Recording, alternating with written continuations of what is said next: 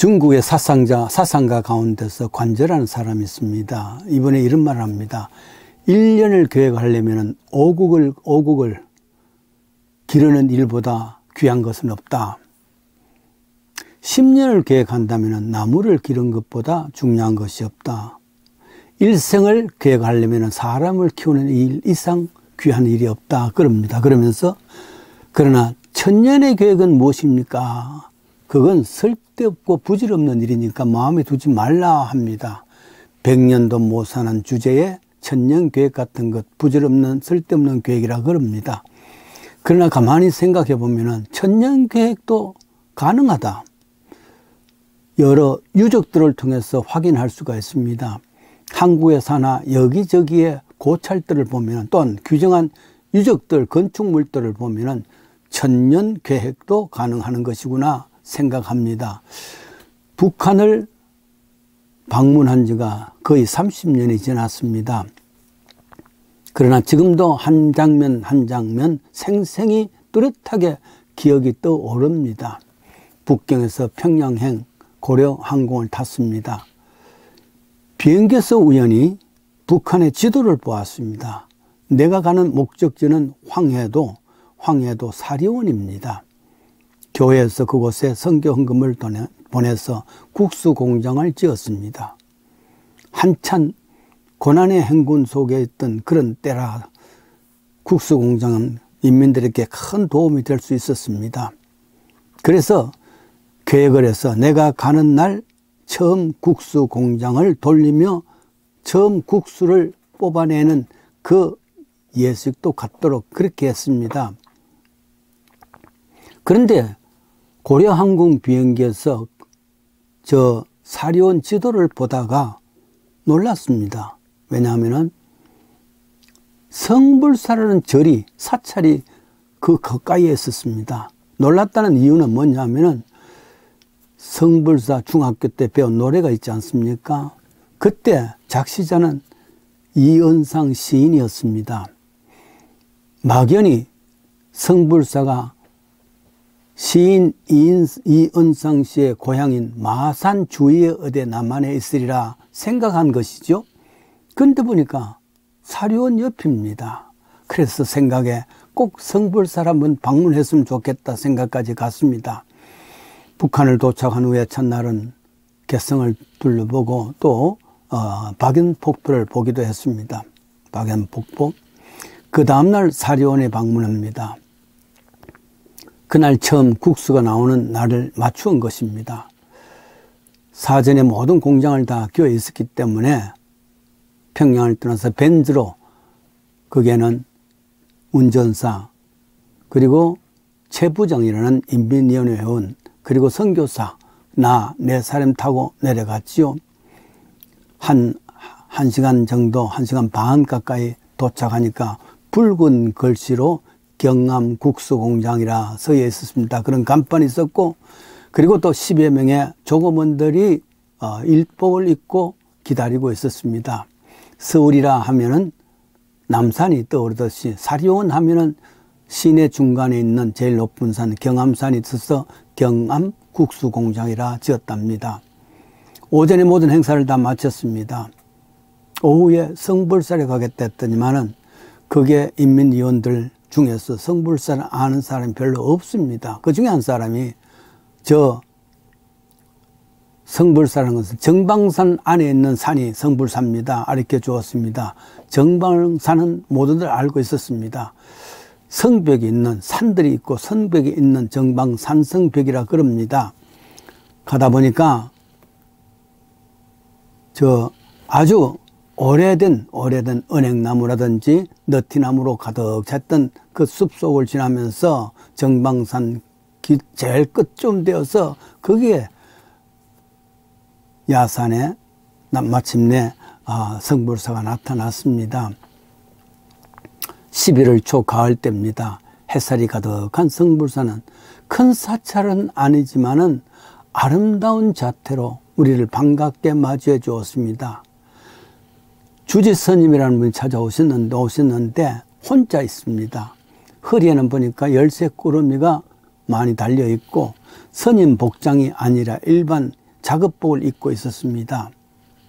그러면서 대강의 성불사 이야기를 해주었습니다. 이곳에 김일성 동지께서 방문하셨기 때문에 김일성 사진이 저렇게 걸려 있다는 것도 이야기합니다. 그런데 성불사 노래가 있는데 그 노래를 알고 계십니까 했더니 아무도 모릅니다. 그리고 그 주지스님이라는 분은 있다는 이야기는 들었습니다만 한 번도 들어본 일이 없습니다. 그때 내가 이런 제안을 했습니다.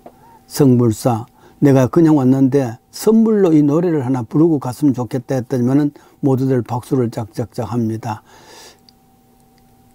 실은 남 앞에 입 한 번 뻥끗 노래 못하는 사람인데 어떻게 그곳에서는 그런 것을 했는지 모릅니다. 스스로 놀랐습니다. 그러나 이미 늦었습니다. 성불사 깊은 밤에 극한 풍경 소리 주성은 잠이 들고 객이 홀로 듣는구나. 저 소나 마저 잠들어 혼자 울게 하여라. 기억에 남는 2절까지 부르고 나니까 일곱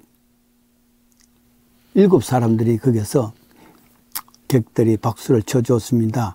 중학교 때 음악 선생님 김종환 선생님 덕택에 이곳에서 성불사 노래를 부를 수 있는 것에 대해서 감사를 했죠. 밤에 고려호텔로 돌아왔습니다.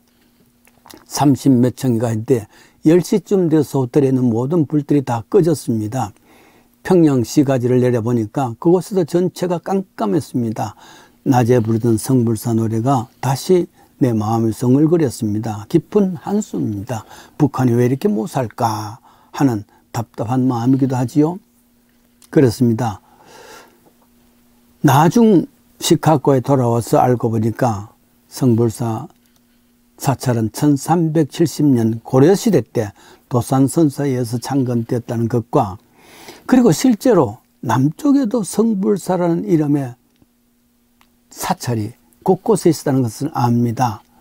전남 광양에 성불사가 있었고 충남 천안에 또 성불사가 있었고 충북 괴산에도 성불사가 있었습니다. 모두들 자신들의 절이 가곡의 주인공이라 주장한답니다. 지연이 노산 이현상이 특별히 장수를 주장한 것도 아니고 돌아가셨으니까 그럴만 하지만은 이화 여전 교수 시절 1931년에 사리온의 성불사를 방문했다는 기록이 나온답니다. 그래서 아마 사리온 성불사가 바른 가국의 주인공 되는 성불사라 그렇게 한답니다.